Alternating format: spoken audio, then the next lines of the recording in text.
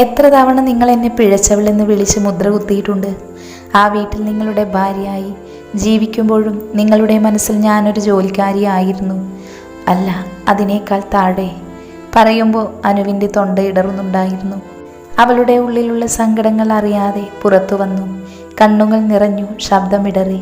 എന്നാൽ നിറഞ്ഞൊഴുകുന്ന കണ്ണുകൾ അവൾ വാശിയോടെ തുടച്ചു. ഇതെല്ലാം ഞാൻ ക്ഷമിക്കുമായിരുന്നു. എന്നാൽ സ്വന്തം ഭാര്യയുടെ മുൻപിൽ വെച്ച് അന്യ സ്ത്രീയെ കെട്ടിപ്പിടിച്ചു നിൽക്കുന്ന നിങ്ങളെ കണ്ടപ്പോൾ ഞാൻ അനുഭവിച്ച വേദന. എന്നെ എത്രത്തോളം നിങ്ങൾ അവഗണിച്ചു. പലപ്പോഴും ഞാനൊരു പെണ്ണാണ് എന്ന് പോലും നോക്കാതെ എന്നെ ഉപദ്രവിച്ചില്ലേ? നിങ്ങൾ മാത്രമാണോ? ആ വീട്ടിലുള്ള 2-3 ആളുകളൊഴിച്ച് ബാക്കി എല്ലാവരും എന്നെ വെറുപ്പല്ലേ, ദേഷ്യമല്ലേ? ആ വലിയ വീട്ടിലെപ്പോഴും ഞാൻ ഒറ്റയ്ക്കായിരുന്നു. എനിക്കുള്ളിൽ തുറന്നൊന്ന് സംസാരിക്കാൻ, എൻ്റെ സങ്കടങ്ങൾ കേൾക്കാൻ തളർന്നു കിടക്കുന്ന അലീന മാത്രമേ ഉണ്ടായിരുന്നുള്ളൂ. ആ വീട്ടിൽ ഒറ്റപ്പെട്ടു പോയ ദിവസങ്ങൾ ഓർമ്മയിലേക്ക് വന്നതും അനു കണ്ണുകൾ ഇറക്കെയടച്ചു. നിങ്ങൾ അംഗീകരിക്കുന്നില്ലെങ്കിൽ കൂടി ഞാൻ നിങ്ങളുടെ ഭാര്യയായിരുന്നു. നിയമപരമായി നിങ്ങൾ എൻ്റെ ഭർത്താവായിരുന്നു. എന്നിട്ടും ഓർമ്മയിൽ അനു ഒന്ന് തേങ്ങി. അന്നെ ചേർത്ത് പിടിച്ചു നിൽക്കുന്ന ഡെവിയുടെ മുഖമാണ് അപ്പോൾ അവളുടെ മനസ്സിലേക്ക് വന്നത്. തൻ്റെ കണ്ണുനീരിനെ പിടിച്ചു നിർത്തി അനു വീണ്ടും സംസാരിച്ചു തുടങ്ങി. അന്ന് ഞാൻ കണ്ട വേദനിപ്പിക്കുന്ന കാഴ്ച ഇന്നും എൻ്റെ കണ്ണുകളിൽ മങ്ങാതെ നിൽക്കുന്നുണ്ട്. അന്നയെ ചേർത്ത് പിടിച്ചു നിൽക്കുന്ന നിങ്ങൾ. അനു ദേഷ്യത്തോടെയും വേദനയോടെയും പറഞ്ഞതും ഡെവി അവളെ തല ഉയർത്തി നോക്കി. നിറഞ്ഞു നിൽക്കുന്ന കണ്ണുകൾ കണ്ടതും അവൻ്റെ ഹൃദയത്തിലെ ഭാരം വർദ്ധിച്ചു. അവനെ നോക്കാതെ അനു സംസാരിച്ചു തുടങ്ങി.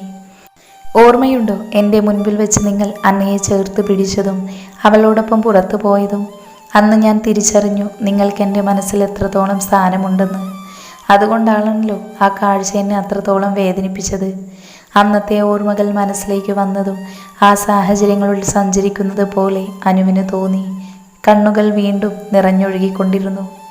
പക്ഷേ ഇനിയും മിണ്ടാതിരിക്കാൻ തയ്യാറായിരുന്നില്ല അവൾ. തനിക്ക് പറയാനുള്ളതെല്ലാം പറയണം. നിറഞ്ഞൊഴുകുന്ന കണ്ണുകൾ തുടച്ചു മാറ്റിക്കൊണ്ട് അനു ഡെവിയെ നോക്കി. ഇപ്പോഴും തലതാഴ്ത്തിയുള്ള അതേ നിൽപ്പാണ്. പലപ്പോഴും നിങ്ങൾ സ്വതന്ത്രത്തോടെ എന്നെ ചേർത്ത് പിടിച്ചപ്പോൾ ഞാൻ കരുതിയത് ആ മനസ്സിൽ എവിടെയോ എനിക്ക് സ്ഥാനമുണ്ട് എന്നാണ്. സത്യത്തിൽ ഇപ്പോൾ എനിക്ക് അതിന് ഉത്തരമില്ല. ചില സമയത്ത് എന്നെ സ്നേഹത്തോടെ ചേർത്ത് നിർത്തിയ നിങ്ങൾ കുറച്ചു കഴിഞ്ഞാൽ വെറുപ്പോടെ അകറ്റി മാറ്റിയിട്ടുണ്ട്. അപ്പോഴൊക്കെ നിങ്ങൾ ഭാഗത്തുനിന്ന് മാത്രമേ ഞാൻ ചിന്തിക്കാൻ ശ്രമിച്ചിരുന്നുള്ളൂ. സ്വന്തം സഹോദരിയെ ജീവിതകാലം മുഴുവൻ തളർത്തി കിടത്തിയ ഒരു പെണ്ണിനോട് ഇങ്ങനെ പെരുമാറാനേ ഏതൊരു സഹോദരനും കഴിയൂ എന്ന് ഞാൻ സ്വയം ആശ്വസിച്ചു. പക്ഷേ അലീനയുടെ ആക്സിഡൻറ്റിൽ എനിക്ക് സംശയം തോന്നിയത് കൊണ്ടാണ് ആരും അറിയാതെ ആരിഫിനെ കൊണ്ട് ഞാൻ രഹസ്യമായി അന്വേഷിച്ചത്.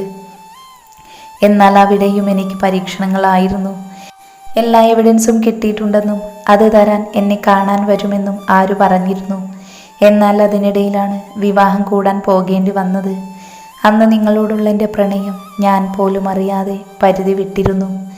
അന്നത്തെ ദിവസത്തിനു ശേഷം നിങ്ങളിൽ കണ്ടുവന്ന മാറ്റം എന്നെ അംഗീകരിക്കാനോ അതോ എന്നെ പൂർണ്ണമായി തള്ളിക്കളയുന്നതാണോ എന്ന് മനസ്സിലാക്കാൻ എനിക്ക് കഴിഞ്ഞില്ല. ഒരേ സമയം നിങ്ങൾ എനിക്ക് പ്രതീക്ഷ തരുകയും എന്നെ നിരാശപ്പെടുത്തുകയും ചെയ്തുകൊണ്ടിരുന്നു. അന്നെല്ലാം ഞാൻ ആഗ്രഹിച്ചത് നിങ്ങളുടെ സാമീപ്യം മാത്രമാണ്. എന്നാൽ സത്യങ്ങളെല്ലാം മനസ്സിലാക്കി നിങ്ങളുടെ അമ്മ എൻ്റെ മുടിക്ക് കുത്തിപ്പിടിച്ച് ആ വീട്ടിൽ നിന്ന് പുറത്താക്കുമ്പോൾ അതിനെക്കുറിച്ച് നിമിഷങ്ങൾക്ക് മുൻപ് എന്നോട് അന്ന പറഞ്ഞതായിരുന്നു മനസ്സ് നിറയെ അലീന ഈ അവസ്ഥയിലാക്കിയത് അവളാണെന്ന്.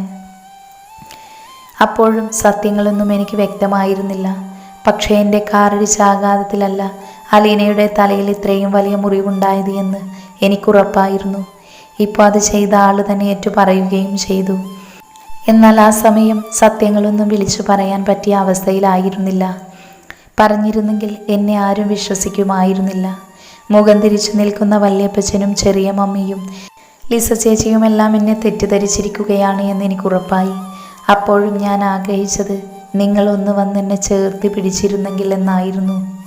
ആ സമയത്ത് ഏട്ടൻ വന്നില്ലെങ്കിലോ ഒന്നും ഞാൻ അറിയില്ലായിരുന്നു. സത്യത്തിൽ അപ്പോഴാണ് അലീന റേപ്പ് ചെയ്യപ്പെട്ടു എന്ന് ഞാൻ അറിയുന്നത്. ആ കാര്യം ഏട്ടനെ കൂടാതെ നിങ്ങൾക്കും അറിയാമായിരുന്നു എന്നറിഞ്ഞതും ഒന്ന് മരിച്ചാൽ മതിയായിരുന്നു എന്ന് ചിന്തിച്ചു പോയി ഞാൻ. എപ്പോഴും പറയാറുണ്ടല്ലോ അലീന തളർന്നു പോയത് ഞാൻ കാരണമാണെന്ന്. എൻ്റെ കാർ അവളെ ഇടിച്ചത് കൊണ്ടാണെന്ന്. ആ പേരിലല്ലേ എൻ്റെ വിവാഹം മുടക്കിയതും എൻ്റെ ജീവിതം തകർത്തതും എല്ലാം. എന്നിട്ട് എൻ്റെ കാറ് തട്ടിയല്ല അവൾക്ക് ആ വലിയ അപകടം സംഭവിച്ചത് എന്നറിഞ്ഞിട്ടും, അവളെ ആരോ ക്രൂരമായി അവസ്ഥയിലാക്കിയതാണ് എന്നറിഞ്ഞിട്ടും മനഃപൂർവ്വം എന്നെ ഇതിലേക്ക് വലിച്ചിഴക്കുകയായിരുന്നില്ലേ? അതുവരെ തല താഴ്ത്തി നിന്ന ഡെവി അനുവിൻ്റെ ആ ചോദ്യത്തിന് മുൻപിൽ ഒന്ന് വിരണ്ടുപോയി. അനു. അവൻ തല ഉയർത്തി അവളെ നോക്കി വേദനയോടെ വിളിച്ചു. എന്നാൽ അവൾ ഒന്നും മിണ്ടിയില്ല. അവൻ്റെ മുഖത്തേക്ക് പോലും നോക്കിയില്ല. തൻ്റെ കണ്ണിൽ നിറഞ്ഞു നിൽക്കുന്ന കണ്ണുനീര് അവൻ കാണാതെ അവൾ മറച്ചു പിടിച്ചു. പക്ഷേ അവളുടെ ഉള്ളിൽ ഒരു അഗ്നിപർവ്വതം പുകയുകയായിരുന്നു. ഇത്രയും നാൾ താൻ പറ്റിക്കപ്പെട്ടു എന്നുള്ള തിരിച്ചറിവിൽ അവൾ വേദന കൊണ്ട് ഉഴറുകയായിരുന്നു. അവളെ ആരോ റേപ്പ് ചെയ്തത് മറച്ചുവെച്ച് ആ കുറ്റം എൻ്റെ തലയിൽ കെട്ടിവെച്ച് ചെയ്യാത്ത തെറ്റിനല്ലേ ഇത്ര നാളും എന്നെ ശിക്ഷിച്ചത്? എന്തിനായിരുന്നു ഇതെല്ലാം? ഡെവി ഒന്നും മിണ്ടിയില്ല. അവൻ്റെ നാവ് ഉയർന്നില്ല എന്നുള്ളതാണ് സത്യം. അവൻ്റെ കയ്യിൽ ഒരു മറുപടി ഉണ്ടായിരുന്നില്ല. അല്ലെങ്കിലും ഒന്നും പറയാൻ കഴിഞ്ഞില്ല. ഇത്ര നാളും എനിക്ക് സംസാരിക്കാൻ സ്വാതന്ത്ര്യമുണ്ടായിരുന്നില്ല. ചെയ്യാത്ത കുറ്റം എൻ്റെ തലയിൽ ചാർത്തി നിങ്ങൾ എൻ്റെ വാടപ്പിച്ചു. എന്നാൽ ഇന്നെനിക്ക് പറയാനുള്ളത് എല്ലാം പറയണം. ഞാൻ കാരണമല്ല അലീന തളർന്നു വീണത് എന്നറിഞ്ഞിട്ടും ഇത്രത്തോളം എന്നെ ദ്രോഹിക്കാനും വേദനിപ്പിക്കാനും നിങ്ങൾക്കെന്നോട് അത്രയ്ക്ക് വെറുപ്പ് തോന്നിയോ? അത്രയ്ക്ക് പക തോന്നിയോ? ഈ 6 മാസം മുഴുവൻ നിങ്ങൾ മറ്റാരുടെയൊക്കെയുള്ള ദേഷ്യം എന്നോട് മനഃപൂർവ്വം തീർക്കുകയായിരുന്നില്ലേ? അനിയത്തിയുടെ ജീവിതം തകർത്തവരെ കയ്യിൽ കിട്ടാത്തതിൻ്റെ ഫ്രസ്ട്രേഷൻ, അല്ലെങ്കിൽ അവളെ രക്ഷിക്കാൻ കഴിയാത്തതിൻ്റെ നിങ്ങളുടെ കുറ്റബോധം, ഇതെല്ലാമല്ലേ കഴിഞ്ഞ 6 മാസം നിങ്ങൾ എന്നിൽ തീർത്തുകൊണ്ടിരിക്കുന്നത്? നിങ്ങളുടെ തെറ്റ് മറക്കാൻ നിങ്ങൾക്കൊരു പ്രതി വേണമായിരുന്നു. ആ നറുക്ക് വീണത് എനിക്കും നിങ്ങളുടെ ഇര. അതുകൊണ്ടല്ലേ മാനസികമായും ശാരീരികമായും എന്നെ ഉപദ്രവിച്ചത്, എന്നെ പിഴച്ചവളെന്ന് വിളിച്ച് ആക്ഷേപിച്ചത്. അന്ന് വീട്ടിലുള്ളവരെല്ലാവരും സത്യങ്ങളറിഞ്ഞ് എന്നെ പിടിച്ചു പുറത്താക്കിയില്ല എങ്കിൽ, എൻ്റെ ഏട്ടൻ അപ്പോഴെങ്കിലും എന്നെ തിരക്കി വന്നിരുന്നില്ല എങ്കിൽ, എലി പൂച്ചയെ തട്ടിക്കളിക്കുന്നത് പോലെ എൻ്റെ ജീവിതം കൊണ്ടും എൻ്റെ ഇമോഷൻ കൊണ്ടും നിങ്ങൾ എന്നെ തട്ടിക്കളിക്കുമായിരുന്നില്ലേ? എന്നെങ്കിലും നിങ്ങളുടെ ഹൃദയത്തിൽ ഒരു സ്ഥാനം പ്രതീക്ഷിച്ചെല്ലാം സഹിച്ചും ക്ഷമിച്ചും ഞാനും എൻ്റെ ജീവിതം ഇതുപോലെ ജീവിച്ചു തീർക്കുമായിരുന്നു അല്ലേ? ഒരു പൊട്ടിയെ പോലെ. കാരണം ഞാൻ നിങ്ങളെ ഭ്രാന്തമായി പ്രണയിച്ചിരുന്നു. അല്ല, ഇപ്പോഴും പ്രണയിക്കുന്നു. പക്ഷേ ആ പ്രണയത്തിൻ്റെ പേരിൽ നിങ്ങളുടെ എല്ലാ തെറ്റും ഞാൻ ക്ഷമിച്ചു എന്ന് വരില്ല. വേദനയോടെ അനു പറയുമ്പോൾ അവളുടെ കണ്ണിൽ നിന്നും ഒഴുകിയിറങ്ങിയത് രക്തമാണെന്ന് തോന്നി അവന്. എന്നാൽ അതിനേക്കാൾ വലിയ മുറിവ് അവൻ്റെ ഹൃദയത്തിലും ഏറ്റിരുന്നു. അതിൽ നിന്ന് ഒഴുകിയിറങ്ങിയത് രക്തം തന്നെയായിരുന്നു. അവളോളം അല്ലെങ്കിൽ അവളേക്കാൾ കൂടുതൽ വേദന അവനും അനുഭവിക്കുന്നുണ്ടായിരുന്നു ആ സമയം. അനു. ഇടരുന്ന ശബ്ദത്തോടെ ഡെവി അനുവിനെ വിളിച്ചുപോയി. അപ്പോഴും അനു അവനെ നോക്കിയില്ല. നിറഞ്ഞ കണ്ണുകളോടെ ഡെവി അനുവിനെ അടുത്തേക്ക് പോയി. ഞാനൊന്ന് പറയട്ടെ അനു, എല്ലാം എൻ്റെ തെറ്റാണ്. ഒന്നും ഞാൻ നിഷേധിക്കുന്നില്ല. പക്ഷേ അന്നയുമായി എനിക്കൊരു റിലേഷനും ഉണ്ടായിരുന്നില്ല. അവളുടെ അഭിനയത്തിൽ എനിക്ക് അവളോടൊരു സഹതാപം തോന്നി എന്നുള്ളത് സത്യമാണ്. അന്ന് മനഃപൂർവ്വം നിന്നെ കാണിക്കാൻ വേണ്ടി മാത്രമാണ് അന്ന് അങ്ങനെയെല്ലാം പെരുമാറിയത്. സത്യമായി നിന്നോട് എനിക്കുള്ളത് ആത്മാർത്ഥ പ്രണയം തന്നെയാണ് അനു. പക്ഷേ അത് എനിക്ക് നിന്നോട് തുറന്നു പറയാൻ കഴിഞ്ഞില്ല. എല്ലാ പ്രശ്നങ്ങളും തീർത്ത് ലീനമോളുടെ ജീവിതം നശിപ്പിച്ചവനോട് കണക്ക് തീർത്ത ഉടനെ നിന്നോടെല്ലാം തുറന്നു പറയാൻ തീരുമാനിച്ചതാണ് ഞാൻ. പക്ഷേ അപ്പോഴേക്കും മതി, എനിക്കിനി ഒന്നും കേൾക്കണ്ട. ഈ പറഞ്ഞതൊക്കെ സത്യമാണോ എന്ന് ആർക്കറിയാം? ഇനിയാണെങ്കിൽ തന്നെ ഞാൻ ഒറ്റപ്പെട്ട സമയത്തും ഞാൻ ആഗ്രഹിച്ച സമയത്തും എന്നെ തള്ളി പറഞ്ഞ നിങ്ങളുടെ സ്നേഹം ഇനി എനിക്ക് വേണ്ട. അതുവരെ തല താഴ്ത്തി നിന്നാനു തല ഉയർത്തി അവനോട് പറഞ്ഞു. എന്നാൽ ആ വാക്കുകൾ അവനിൽ പാടെ തകർത്തിരുന്നു. ഞെട്ടലോടെ അവൻ അവളുടെ അടുത്തേക്ക് പോയി. അനു, അങ്ങനെ പറയല്ലേ. ഒരവസരം എനിക്ക് നീ തരണം. അവളുടെ മുൻപിൽ ചെന്ന് ഡെവി അവളോട് നിറഞ്ഞു നിൽക്കുന്ന കണ്ണുകളോടെ അപേക്ഷിച്ചു. ഇല്ല, നിങ്ങൾക്കൊക്കെ എന്നോട് എങ്ങനെ വേണമെങ്കിലും പെരുമാറാം, എന്തു വേണമെങ്കിലും പറയാം. ഞാനെല്ലാം സഹിച്ചു നിൽക്കണം അല്ലേ? മറ്റെല്ലാം ഞാൻ സഹിക്കുമായിരുന്നു. നിങ്ങൾ എന്നെ തെറ്റിദ്ധരിച്ചത് കൊണ്ട് എന്നോടുള്ള ദേഷ്യത്തിലാണ് എല്ലാം ചെയ്തത് എന്ന് കരുതി. എന്നാൽ നിങ്ങൾ മനഃപൂർവ്വം എന്നെ ഉപദ്രവിച്ചതാണ്, എന്നെ കുറ്റപ്പെടുത്തിയതാണ് എന്നറിഞ്ഞിട്ടും ഞാൻ എങ്ങനെ നിങ്ങളെ വിശ്വസിക്കും? എങ്ങനെ നിങ്ങളുടെ കൂടെ ജീവിക്കും? ഇനി എനിക്ക് വയ്യ. അത്രയ്ക്ക് ഞാൻ അനുഭവിച്ചു. അതുകൊണ്ട് നിങ്ങളുടെ കൂടെ വരാൻ എനിക്ക് താല്പര്യമില്ല ഇനി ഒരിക്കലും. ദേഷ്യത്തോടെ അനു അലറിയതും ഡെവിയുടെ കണ്ണുകൾ നിറഞ്ഞൊഴുകി. അവളെ തെറ്റു പറയാൻ കഴിയില്ല. പൂർണ്ണമായും തെറ്റ് തൻ്റെ പക്കൽ തന്നെയാണ്. പക്ഷെ അങ്ങനെ വിട്ട് കളയാനും കഴിയില്ല. തൻ്റെ ജീവനാണവൾ. ഇനി അങ്ങനെ അനുവിനെ പറഞ്ഞു മനസ്സിലാക്കും. ഡെവിക്കൊന്ന് ചലിക്കാൻ പോലും കഴിഞ്ഞില്ല. തല ഉയർത്തി നോക്കി അനു വേദനയോടെ നിൽക്കുന്ന ഡെവിയെ കണ്ടതും അവളിലും വല്ലാത്ത വേദന നിറഞ്ഞു. എന്നാൽ ഡോറിനടുത്ത് ഈ കാഴ്ചകളെല്ലാം കണ്ടും കേട്ടും നിന്നവരാകെ ഞെട്ടിയിരുന്നു.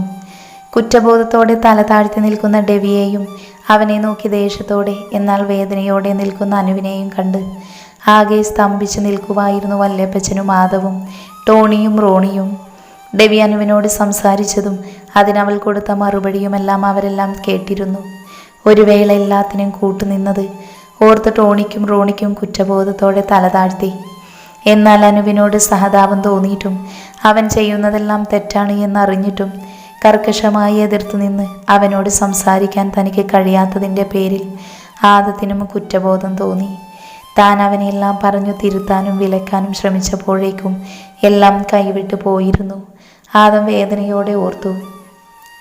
എന്നാൽ വല്യപ്പച്ചനാകട്ടെ ഇത്രയൊക്കെ തൻ്റെ വീട്ടിൽ നടന്നിട്ടും താനൊന്നും അറിഞ്ഞില്ലല്ലോ എന്നോർത്ത് അയാൾക്ക് സ്വയം പുച്ഛം തോന്നി. ഇത്രനാളും കരുതിയിരുന്നത് ഡെവിയുടെ അവഗണനയും മറ്റുള്ളവരുടെ കുറ്റപ്പെടുത്തലും മാത്രമാണ് സഹിച്ചിരുന്നത് എന്നാണ്. എന്നാൽ താനറിഞ്ഞ വേദനകൾ ഒന്നുമല്ല അവൾ സഹിച്ചിരുന്നത് എന്ന് തിരിച്ചറിഞ്ഞതും ഈ 2 ദിവസത്തിനിടയിലാണ്. അതിനേക്കാളുപരി ഇതെല്ലാം വരുത്തിവെച്ച ഡെവിയോട് അദ്ദേഹത്തിന് ദേഷ്യം തോന്നി. നിറഞ്ഞ കണ്ണുകൾ അമർത്തി തുടച്ചുകൊണ്ട് തലയുയർത്തി നോക്കി അനു കാണുന്നത് ഡോറിനടുത്ത് തങ്ങളെ തന്നെ നോക്കി നിൽക്കുന്നവരെയാണ്. ഒരു വേള വല്യപ്പച്ചൻ്റെ നോട്ടവും അനുവിലേക്കെത്തി. തങ്ങളെ തന്നെ നോക്കി നിൽക്കുന്ന അനുവിനെ കണ്ടതും വല്യപ്പച്ചൻ മുറിയുടെ അകത്തേക്ക് കയറി. അച്ഛനെ കണ്ടതും അനുവിന് വല്ലാത്ത കുറ്റബോധം തോന്നി. ഇത്രയൊക്കെ സംസാരിച്ചത് താങ്കൾ 2 പേരും മാത്രമേ ഉള്ളൂ എന്നുള്ള ധൈര്യത്തിലാണ്. എന്നാൽ ഇപ്പോൾ സ്വന്തം കുടുംബത്തിന് മുൻപിൽ തൻ്റെ ഭർത്താവിനെ താൻ അപമാനിച്ചതുപോലെയായില്ലേ? അവളുടെ കണ്ണുകൾ വീണ്ടും നിറഞ്ഞു. തനിക്ക് ഡെവിയെ ശിക്ഷിക്കണം. പക്ഷേ അദ്ദേഹം അനുഭവിക്കുന്നതിനേക്കാൾ കൂടുതൽ വേദന താനാണ് അനുഭവിക്കുന്നത്. അനുവേദനയോടെ ഓർത്തു. മോളെ. അല്പമടിച്ചാണെങ്കിലും വല്യപ്പച്ചൻ്റെ വാത്സല്യത്തോടെയുള്ള വിളി കേട്ടതും അനു തല ഉയർത്തി നോക്കി. ഇങ്ങോട്ട് വരുമ്പോൾ എങ്ങനെയെങ്കിലും മോളെ പറഞ്ഞ് മനസ്സിലാക്കി തിരിച്ചു വീട്ടിലേക്ക് കൊണ്ടുപോകാമെന്നൊരു വിശ്വാസം എനിക്കുണ്ടായിരുന്നു. എന്നാൽ മോൾ സംസാരിക്കുന്നതെല്ലാം കേട്ടപ്പോഴാണ് ആ വീട്ടിൽ എത്രത്തോളം വേദന അനുഭവിച്ചിട്ടുണ്ട് എന്ന് ഞാൻ മനസ്സിലാക്കുന്നത്. തിരിച്ചു കുരിശ് വീട്ടിലേക്ക് കൂട്ടിക്കൊണ്ടു പോകാൻ എനിക്ക് ആഗ്രഹമുണ്ടെങ്കിലും ഇനിയും മോളെ വിഷമിപ്പിക്കാൻ ഞാൻ ആഗ്രഹിക്കുന്നില്ല. പക്ഷേ ഒരു കാര്യം, എന്നാ വീട്ടിലേക്ക് തിരിച്ചു വരണമെന്ന് തോന്നിയാലും മോൾക്ക് വേണ്ടി കുരിശ് വീടിൻ്റെ വാതിൽ തുറന്നിട്ടുണ്ടാവും. അവളെ നോക്കി വാത്സല്യത്തോടെ പറഞ്ഞതിനു ശേഷം വല്യപ്പച്ചൻ ഡെവിയെ നോക്കി. ഡേവിഡ്. ഗാംഭീര്യത്തോടെയുള്ള വല്യപ്പച്ചൻ്റെ വിളി കേട്ടതും അതുവരെ തല താഴ്ത്തി നിന്ന് അവൻ തല ഉയർത്തി നോക്കി. പോകാം. ഡെവിയെ നോക്കി ഗൗരവത്തോടെ പറഞ്ഞതിനു ശേഷം വല്യപ്പച്ചൻ മുറിക്ക് പുറത്തേക്കിറങ്ങി. അദ്ദേഹത്തിന് പുറകെ മറ്റുള്ളവരും. എന്നിട്ടും മുറിവിട്ട് പോകാതെ അനുവിനെ തന്നെ നോക്കിയിരിക്കുകയായിരുന്നു ഡെവി. അവളെ വിട്ടുപോകാൻ കഴിയാത്തതുപോലെ, തന്നെ എന്തോ അവളിലേക്ക് വലിച്ചടുപ്പിക്കുന്നത് പോലെ. ഡേവിഡ്. വല്യപ്പച്ചൻ്റെ ഗൗരവത്തോടെയുള്ള ശബ്ദം വീണ്ടും അവിടെ മുഴങ്ങിയതും അവൻ പതിയെ മുന്നോട്ട് നടന്നു. അപ്പോഴും അവൻ്റെ ഹൃദയത്തിലെ ആ വലിയ മുറിവിൽ നിന്ന് രക്തം വാർന്നുകൊണ്ടിരുന്നു. എങ്കിലും അനു തന്നെ തിരിച്ചു വിളിക്കുമെന്നുള്ള പ്രതീക്ഷ അവനിൽ അപ്പോഴും ബാക്കി നിന്നിരുന്നു. എന്നാൽ അതും വിഫലമായിരുന്നു. ആ മുറിയുടെ പടി കടന്നു പോകുന്നതിന് മുൻപ് ഡെവി അനുവിനെ ഒന്ന് തിരിഞ്ഞു നോക്കി. ആ കണ്ണുകൾ നിറഞ്ഞിരുന്നു. എന്നാൽ തന്നെ നിറഞ്ഞ കണ്ണുകളോടെ നോക്കി നിൽക്കുന്ന ഡെവിയെ കണ്ടതും അനുമുഖം തിരിച്ചു നിന്നു.